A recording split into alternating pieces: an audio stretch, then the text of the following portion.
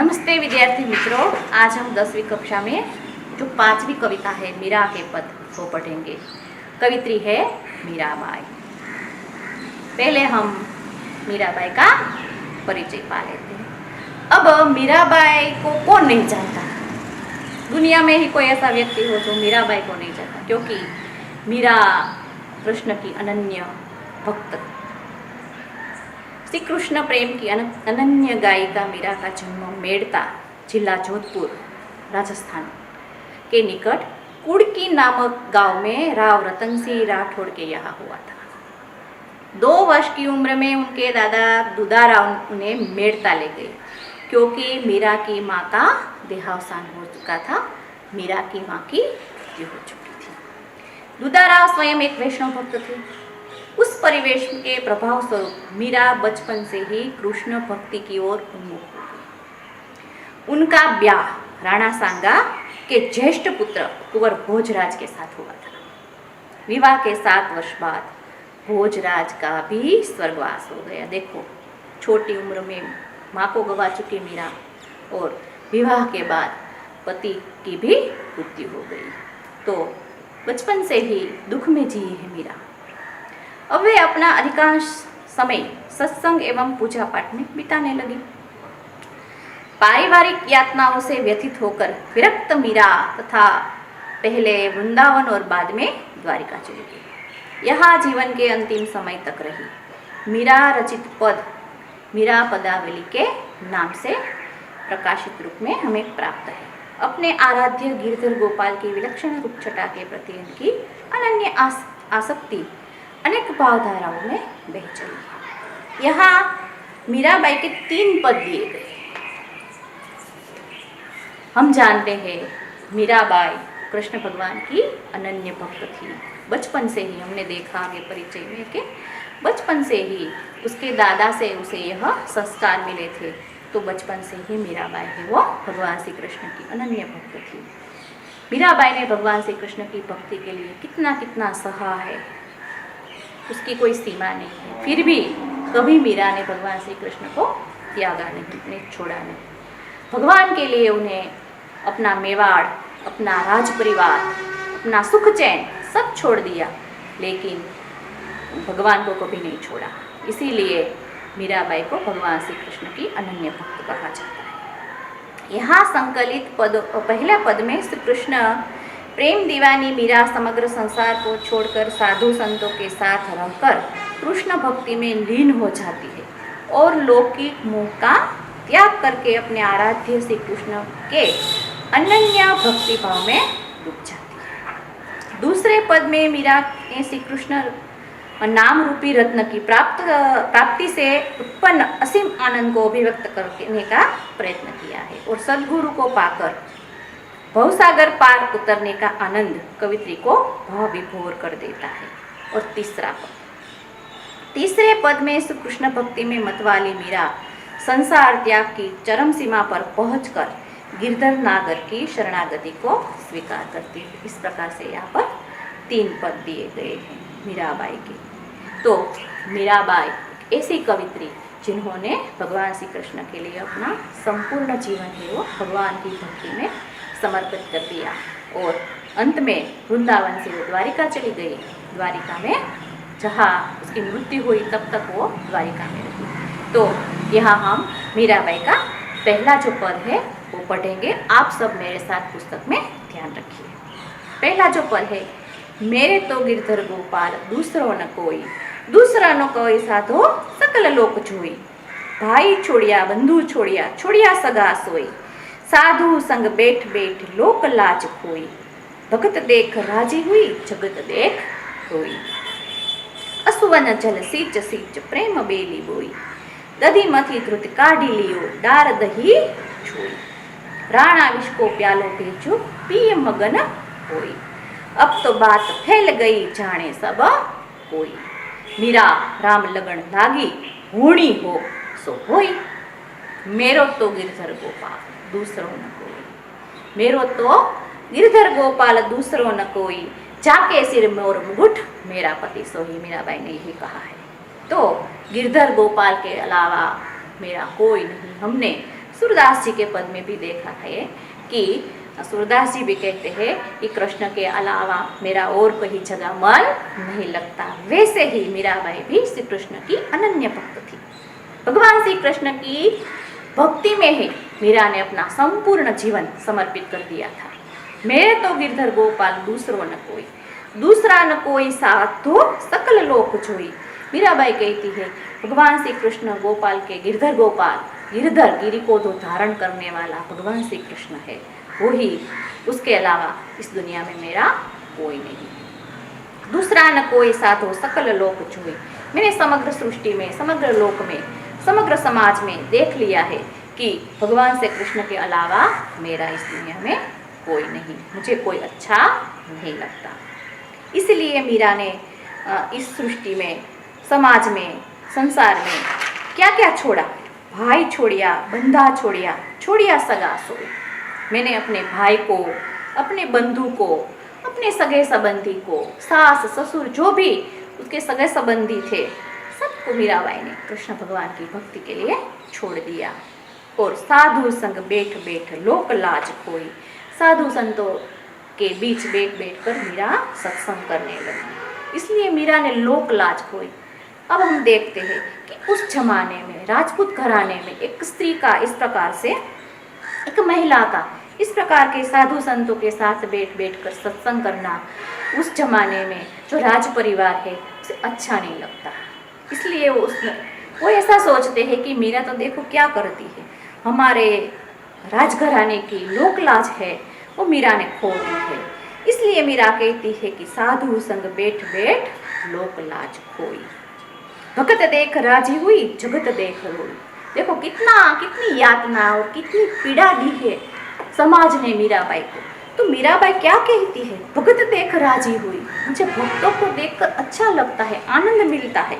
और ये जगत, ये जो नाशवंत जगत है, मोह माया में सब लोग इतने चिपके हुए हैं कि सबको अपनी अपनी पड़ी हुई है। किसी को समाज में जो दुखी लोग हैं उसकी कोई किसी को कुछ पड़ी नहीं है।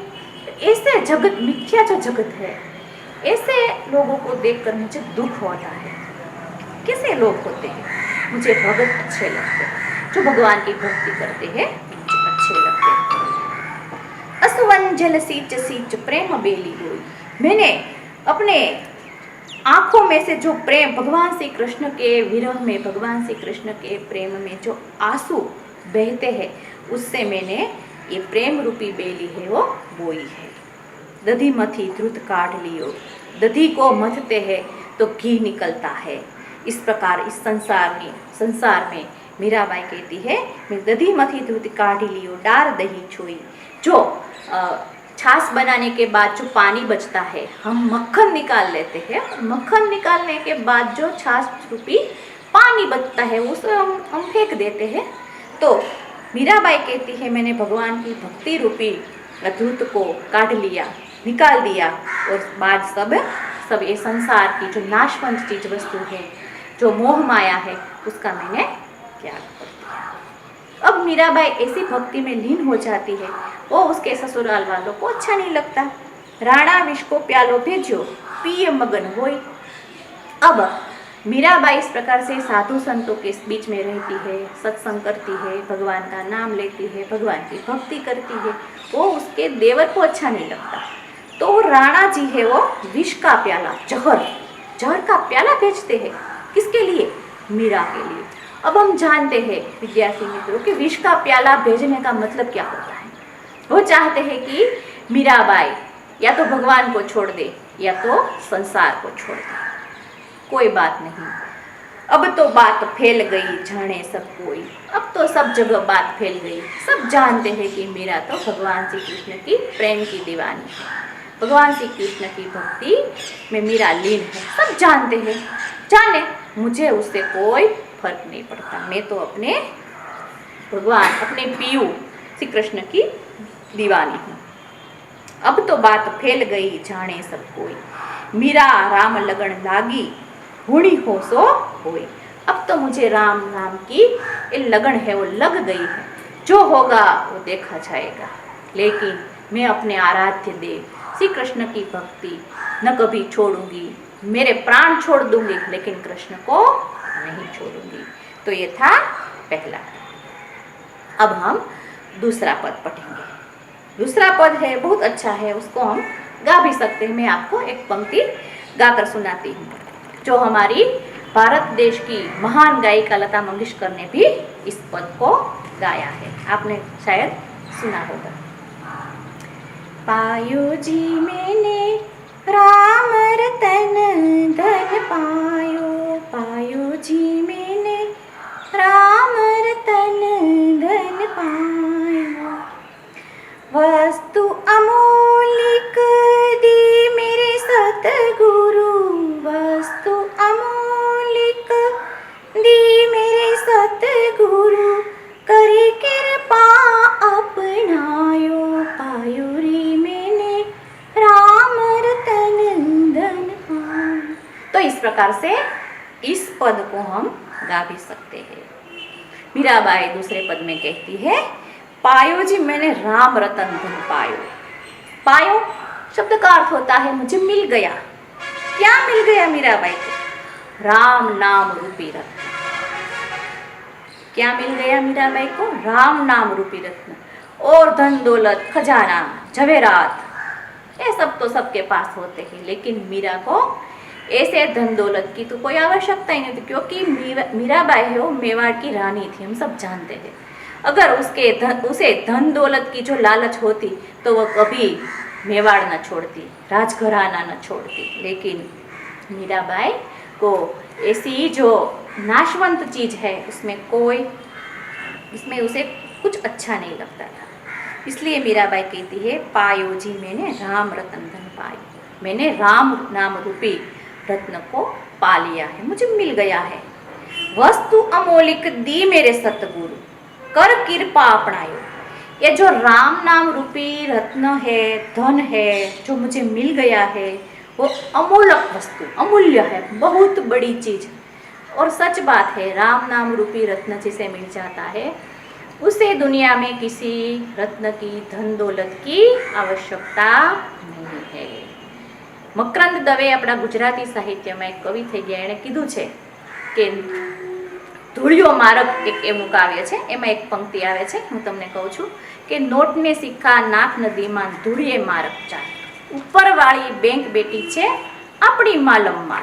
તો સ્વાભાવિક છે વિદ્યાર્થી મિત્રો, ઉપરવાળી બેંક એટલે ભગવાન, જેને ભગવાન મળી ગયો છે, જેને રામ નામ મળી ગયું છે, એને બીજા એક ધન દौलतની જરૂર નથી। तो इसमें मीराबाई कहती है कि वस्तु अमोलिक दी मेरे सतगुरु, कर कृपा अपनायो, मुझे राम नाम रूपी अमूल्य धन दौलत मिल गई है, अब मुझे और किसी धन दौलत की आवश्यकता नहीं है। वस्तु अमोलिक दी मेरे सतगुरु, कर कृपा अपनायो। ये जो राम नाम रूपी रत्न है, धन है, वो मुझे किसने दिया है? मेरे सतगुरु ने। गुरु का ओहदा हमेशा ऊंचा होना चाहिए, क्योंकि भगवान तक पहुंचने का जो मार्ग होता है कौन बताता है? गुरु। कबीर जी ने कहा है कि गुरु गोविंद दोनों खड़े काको लागू पाए, बलहारी गुरु आपकी गोविंदियो बताए। ये कबीर जी का दोहा है। गुरु और गोविंद दोनों खड़े हैं, किसको मैं पहले पाए लागू? भगवान को पाए लागू या गुरु जी को? तो कबीर जी क्या कहते हैं? बलहारी गुरु आपकी, मैं सबसे पहले आपको नमन करता हूँ। क्यों? क्योंकि गोविंदियो बताए। भगवान तक पहुंचने का जो मार्ग होता है वो कौन बताते हैं? सतगुरु। इसीलिए मीराबाई कहती है कि वस्तु अमोलिक दी मेरे सतगुरु, कर कृपा अपनायो। आपने मुझे अपनाया, मेरे जैसी तुच्छ व्यक्ति को आपने अपनाया, इसीलिए सबसे पहले मैं अपने सतगुरु को नमन करती हूँ। क्योंकि ये जो राम नाम रूपी रत्न है वो मुझे किसने दिया है? मेरे सतगुरु ने। जन्म जन्म की पूंजी पाई, जग में सबे खोवायो। ये जो जन्म जन्म की पूंजी है, राम नाम रूपी रत्न है, वो जन्म जन्म की पूंजी है, क्योंकि उसका कभी अंत ही नहीं होता। भगवान के नाम को हम जितना लेते हैं, एक दिन ऐसा होता है कि हम भगवान के भक्त बन जाते हैं। जैसे मीराबाई, जैसे सूरदास जी, जैसे तुलसीदास जी, और हमारे गुजराती के महान आदि कवि नरसिंह मेहता। तो इस प्रकार से जन्म जन्म की पूंजी, पूंजी यानी धन दौलत, किसी के बाप दादे के पास धन दौलत होती हो तो अपने बच्चे को देते हैं, वो उसके बच्चे को देते हैं। इस प्रकार से ये जन्म जन्म की पूंजी। लेकिन ये जो पूंजी है, उस जो पैसे रूपी जो धन दौलत की पूंजी है, उसका अंत कभी ना कभी तो होता ही है।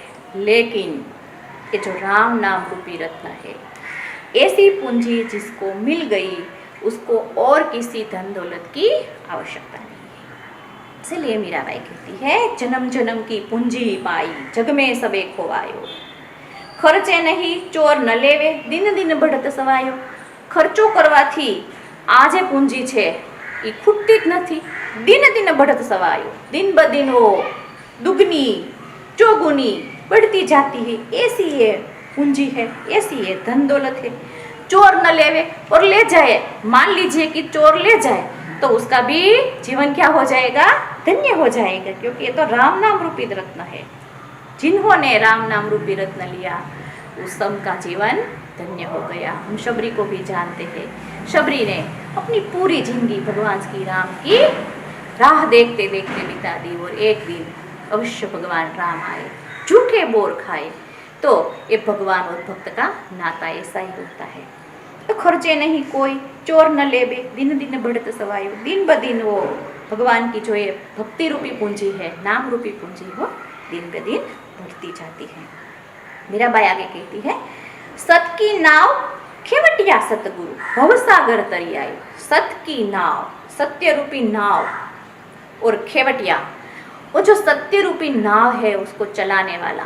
खेवटिया शब्द का अर्थ होता है नाविक, जो नाव चलाता है उसे क्या कहते हैं, खेवटिया। तो सत की नाव खेवटिया सतगुरु भवसागर तरी आयो। अगर सत्य रूपी नाव हो हमारे पास और नाव को चलाने वाला स्वयं मेरा सतगुरु हो, तो ये जो भवसागर है, ये जो संसार है, वो मैं आसानी से तर जाऊंगी। मीरा के प्रभु गिरधर नागर हरखी हरखी जस गाओ। मीरा के प्रभु है गिरधर नागर, गिरी को धारण करने वाला। हम सब जानते हैं भगवान श्री कृष्ण ने गोवर्धन पर्वत को अपने एक उंगली पर ले लिया था, तो तभी से भगवान श्री कृष्ण को गिरधर कहा जाता है। तो मीरा के प्रभु गिरधर नागर हरखी हरखी जस गायो। मैं अपने आराध्य देव श्री कृष्ण का गुणगान आनंद में आकर पूरी जिंदगी जब तक जीऊंगी कृष्ण की बनकर रहूंगी, जब तक जीऊंगी कृष्ण का गुणगान ही गाऊंगी। तो दूसरे पद में मीराबाई ने राम नाम रूपी रत्न पा लिया है। अब और किसी पूंजी की, और किसी धन दौलत की मीराबाई को आवश्यकता नहीं है। तो विद्यार्थी मित्रों, हमने एक पद पढ़ा, दूसरा पढ़ा, अब हम मीराबाई का तीसरा पद पढ़ेंगे। आप सब अच्छी तरह से ध्यान रखें। अब तो मीराबाई की भक्ति यहाँ तक पहुँच गई है कि बस श्री कृष्ण के अलावा मीराबाई को और कोई सूझता नहीं, कुछ दिखता नहीं, बस कृष्ण कृष्ण और सिर्फ कृष्ण। तो देखो मीरा क्या करती है, पग घुंघरू बांध मीरा नाची रे, पग घुंघरू बांध मीरा नाची रे। लोग कहे मीरा भई बावरी, सास कहे कुलनासी रे। जहर का प्याला राणा जी ने भेजा, पीबत मीरा हासी रे। मैं तो अपने नारायण की हो गई आप ही दासी रे। मीरा के प्रभु गिरधर नागर, बेग मिलो अविनाशी। तीसरा पद, पग घुंघरू बांध मीरा नाची रे।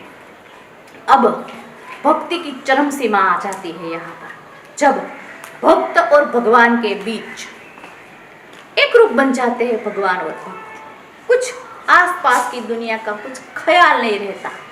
ऐसी अवस्था जब भगवान और भक्त के बीच आ जाती है, तो ऐसी अवस्था में मीरा क्या करती है, पग में घुंघरू बांधकर भगवान के प्रेम की दीवानी है मीरा, अपने पीयू के लिए, अपने भगवान आराध्य देव श्री कृष्ण के लिए पग में घुंघरू बांधकर नाचने लगती है। अब देखो विद्यार्थी मित्रों, ये जो उस जमाने की, मीराबाई के जमाने की ये बात है।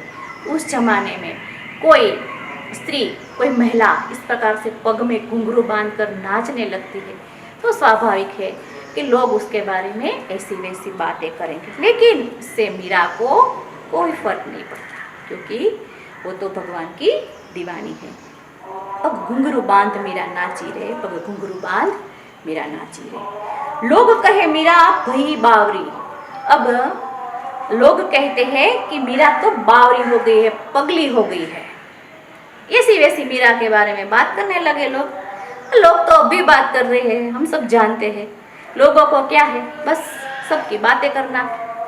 ऐसी मीरा जैसी महान भक्त बनकर तो देखे, पता चले कि भक्ति क्या होती है। लेकिन लोगों को तो सिर्फ बातें करना अच्छा लगता है।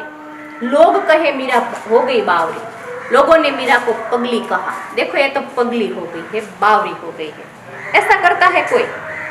तो सास ने क्या कहा, देखो मीराबाई की सास ने कहा, सास कहे कुल नासी रे, तो कुल का नाश करने वाली है। अब हम जानते हैं कि अभी मीराबाई का जो कुल है वो मीराबाई के नाम से जाना जाता है, लेकिन उस जमाने में उसकी सास ने क्या कहा, ये तो कुल नाशी है, कुल का नाश करने वाली है। ये हमारे कुल का नाश कर देगी, हमारे कुल को बदनाम कर देगी ये।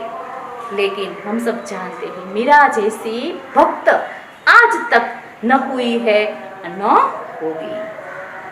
अब ऐसी भक्ति की जो चरम सीमा होती है उसमें व्यक्ति क्या करता है, व्यक्ति को खुद को पता नहीं चलता। तो मीराबाई का जो देवर है वो राणा जी, जहर का प्याला राणा जी ने भेजा, पीबत मीरा मासी रे। राणा जी ने जहर का प्याला भेजा कि मीरा तुम भक्ति छोड़ दो। मीरा ने कहा कि राणा जी तुम भी कृष्ण के भक्त बन जाओ, लेकिन मैं अपने आराध्य देव श्री कृष्ण को कभी न छोड़ूंगी। तो राणा जी ने विष का प्याला जहर भेजा, पीबत मीरा हासी रे। मीराबाई ने वो विष का प्याला भी ग्रहण कर लिया, कोई बात नहीं। अगर आप ऐसा चाहते हैं तो मैं वो भी करने के लिए तैयार हूँ, लेकिन मैं अपने आराध्य देव को कभी नहीं छोड़ूंगी। मीराबाई ने विष का प्याला भी पी लिया। लेकिन हम सब जानते हैं कि जिसको बचाने वाला स्वयं भगवान श्री कृष्ण गिरधर गोपाल माधव होता है, उसका दुनिया में बाल भी बाका नहीं होता। मीरा का कुछ नहीं बिगड़ता, लेकिन मीरा ने हंसते हंसते जहर भी पी लिया, उसका भी भगवान ने अमृत बना दिया। अब मीरा क्या कहती है, मैं तो अपने नारायण की हो गई आप ही दासी। मैं तो अब अपने नारायण भगवान श्री कृष्ण की दासी हो गई। बस अब तो मेरा संपूर्ण जीवन कृष्ण की भक्ति में ही बीत गया। अब तो आप ही, मैं तो उसकी दासी हूँ। मीरा के प्रभु गिरधर नागर बेग मिलो अविनाशी। हे भगवान, अब ये दुख ये पीड़ा मुझसे सही नहीं जाती, बेग मिलो, बेग जल्दी से मुझे मिल जाओ। अविनाशी, जिसका विनाश नहीं होता, ऐसे भगवान को अविनाशी कहते हैं। तो मेरे गिरधर नागर अब मुझे जल्दी मिल जाओ, क्योंकि अब ये लोगों का ताना, ये लोगों की दी हुई पीड़ा अब मुझसे सही नहीं जाती।